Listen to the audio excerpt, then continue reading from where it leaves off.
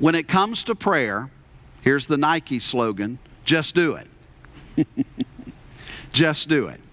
Now, folks, what I'm about to say is not rocket science, all right? But here you go. I'm going to say it anyway. The way to have a prayer life is to start praying. You say, I want a prayer life. Start praying. Just do it. If we're going to say that prayer is important to us and that we greatly value prayer, then for crying out loud, let's start praying. Right?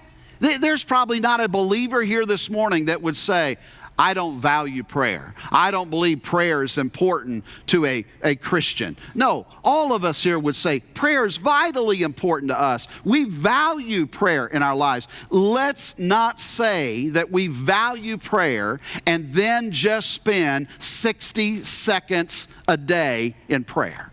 Because that's what the average Christian does. According, again, and I remind you again, of the Barna Research Group, the average Christian in America spends 60 seconds, 1 minute a day in prayer.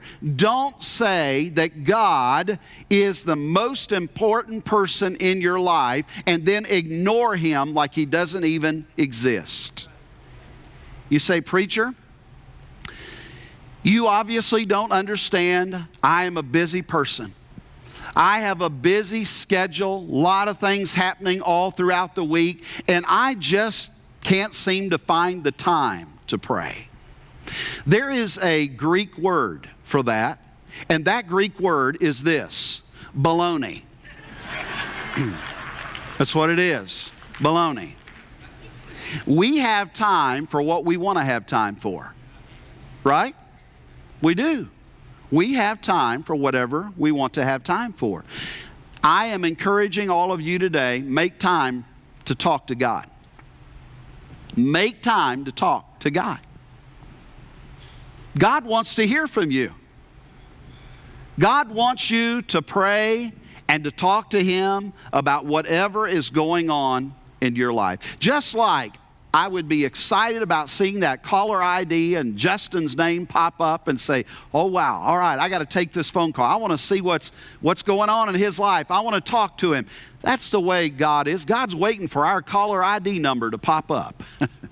And by the way, for some of you, He hasn't seen that caller ID in quite a while. And He wants you to talk to Him. That's what prayer is. You say, I do. I want to value prayer. I want prayer to be important in my life. Then just do it. Get started doing it. Start praying on a daily basis. Prayer is more about changing us than changing our circumstances. Now, if you are a spiritually mature Christian, you understand this statement that's up on the screens right now.